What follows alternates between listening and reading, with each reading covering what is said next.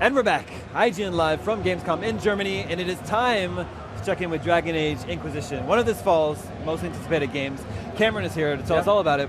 What are you guys showing off here for Gamescom? We brought a new demo to Gamescom just for everyone here in Germany, and what we're showing here is the war table that you have as the leader of the Inquisition. And on this war table, you've got over 300 different missions to send your agents and soldiers and scouts out on. And that could be to repair bridges in the area that you've been exploring to get access to new parts. We're also showing how you can customize your Inquisition by getting new perks for the Inquisition, which has gameplay benefits. And then what we'll do here is we'll jump into Ferelden, and you can see we're going to start an operation to send our scouts into a new area of the world that we might want to go and explore called the Fallow Mire. And the reason why we're doing that is some of our Inquisition soldiers have been captured by some barbarians, and we might want to go in there and rescue them. But along the way, you know, it's an open world game, so you can explore a whole bunch of different parts of the world. And so this is it. This is your Inquisitor that we have today. This is a human female warrior Inquisitor, but of course you could be any of the different 4 races, 3 classes, and customize how you look as well. He wants them to fight you. So this is Scout Harding. She's the lead scout for the Inquisition. She's a whole bunch of scouts that go off and set up Inquisition camps for you throughout the world, and once you've got a first camp in one of these big open areas of the world, then you can go in there and you can start looking at exploring and uncovering the secrets and just run around and have fun. But this is a very tense area. It's a creepy swamp. There's lots of undead that have been raised because a plague went through this area and wiped everyone out. Now you mentioned the camps. Are those the same thing as the keeps, or are these different? A little bit different. They're kind of like small versions of keeps. Okay. You know, as an Inquisitor, you have the ability to send your soldiers and forces through the world to set up camps, and you can find other little opportunities to set up camps as well as you explore the world. But you can also capture these big keeps, as you mentioned, and when you do that, you bring your Inquisition forces into them, you populate that keep, gives access to new side content in the world. And then, of course, you have Skyhold, which is your massive castle, which is your seat of your power as the Inquisition. And within Skyhold, that's where you have that war table that we just saw. Sure. So a couple of things I noticed. First of all, the game is gorgeous. Yes. Right? And also, we have a ridiculously giant sword. Yeah, that's right, yeah. It's like Final Fantasy level ridiculous. Maybe not quite that much, but yeah, it's a pretty big sword. We wanted the combat in Dragon Age Inquisition to really feel weighty and have a lot of impact.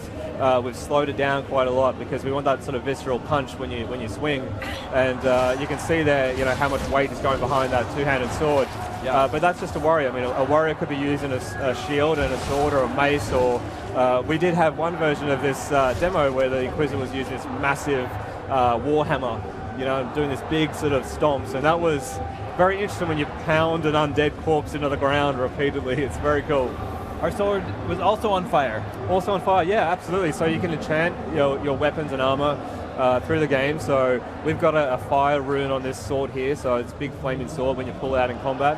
But there's things like frost runes and lightning runes, there's vampiric runes as well. There's a whole variety of ways that you can enchant the weapons and armor that you either find or craft in the world.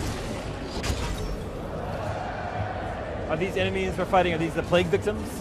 These are the plague victims, that's right, yeah. So what you'll find as you explore this environment is that this plague came through, wiped everyone out. They tried to burn a lot of the bodies, but the plague was too deadly, and it just killed everyone before they could burn all the corpses. And then someone or something is causing these things to raise from death. And really, this area, anytime you start to walk in the water and disturb the water, more corpses, more undead start to spawn around you. And these pillars here that we're seeing now, we can use our mage, Solus here, to light a veil fire beacon. And by doing that, we draw some demons back up onto solid ground, and they bring some of the undead with them. So it's a great way to think about how you can avoid some of the corpses in the water and pull them up onto solid ground. So this is one of the terror demons that we have. It's this crazy, nasty-looking demon, and it's come from the Fade. So of course that big rift in the sky that you may have seen from E3 and other trailers, that's causing a lot of these spirits and demons to come into the world.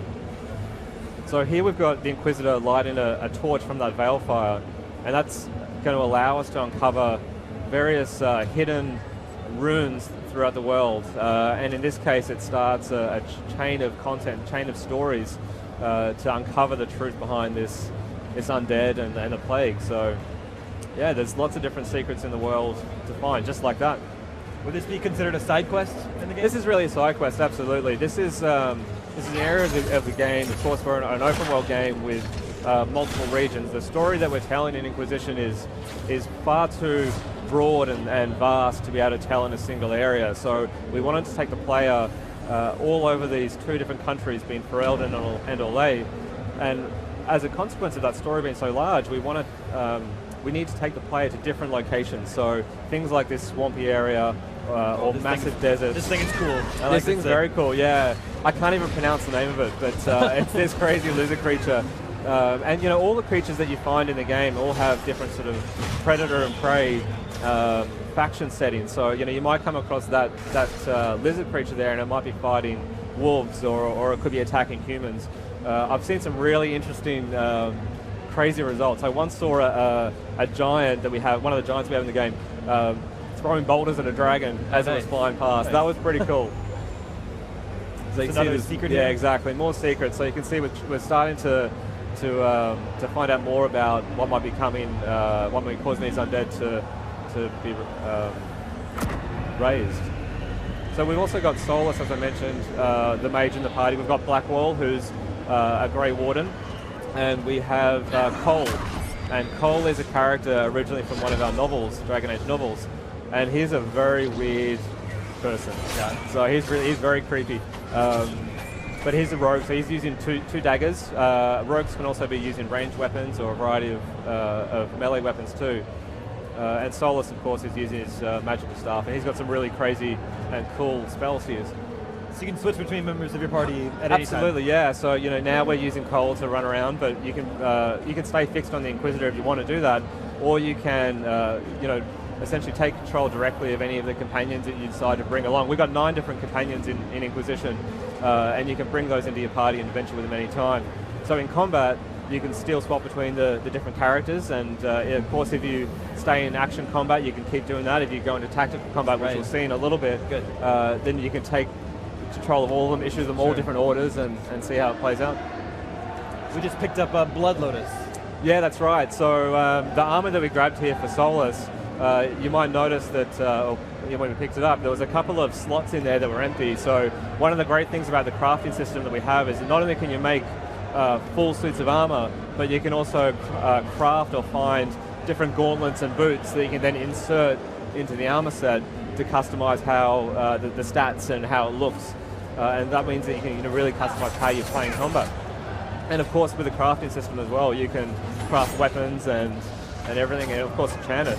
And I love being able to craft the blades separately from the hilt, from the pommel and the crossguard, all out of different metals and materials, and those metals and materials will change how the weapon looks and how it fights. So we're going to set up camp. We set up a camp, exactly. We found a great place to push our Inquisition further into the world as we explore. We've got a station here where we can craft some new potions. What we just did there was we found a recipe for some poison, and we picked some flowers earlier on in this demo. I think it was Blood Lotus, and that lets us mix that poison.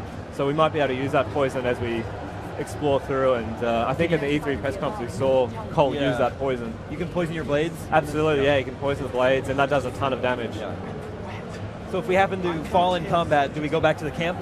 Well, if you fall in combat, if it's just one of your companions or you have fallen down, you can be revived, but if everyone wipes, then yeah, you might need to load a save game. But interesting, there are some really cool times in the game through decisions that you can actually have a game over moment, which is pretty neat. So this is one of the Avar barbarians. His tribe has captured your Inquisition soldiers, but he's not interested in any of that. He just wants to find out what's going on with this small rift that's popped up in this area.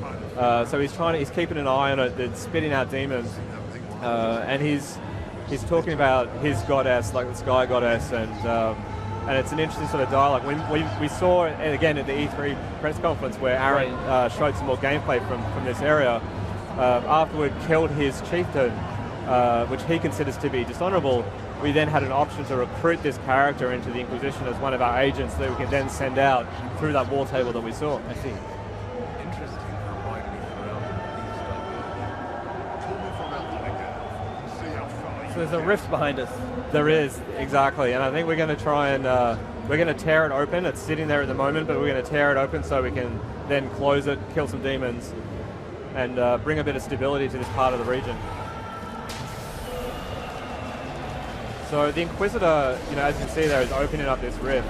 At the beginning of the game, you are blown into the Fade in this massive explosion, and that gives you the ability to manipulate these rifts in some way. Okay, so here we get to see the tactical view. Exactly, so this is the tactical view. We've brought it back from Dragon Age Origins and enhanced it. So you can see as we hover over some of the enemies there, we can see some details, their strengths and weaknesses. The more we fight creatures, the more information we're going to have about them.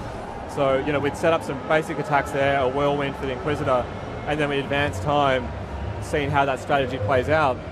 And then at any point you can jump back into action mode if you want. But here we've got a Wraith, it's a new enemy in the world. So we've got a...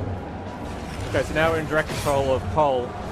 He's a high damage, we've spec'd him to be high damage, so he's just going to run around and kill things. The Skywatcher Barbarian is fighting on our side, which is really cool. What does it mean when an enemy is taunted? Sorry, mate? When an enemy is taunted, what does that mean? So if an enemy's taunted, it means probably Blackwall, who's our warrior. He's a very defensive warrior. He's using his Warhorn ability to draw the aggro of all these creatures, keep their attention while Cole, Solus, and the Inquisitor deal a lot of damage. There's a Rage Demon, maybe familiar from the previous two Dragon Age. Now this is a really cool ability.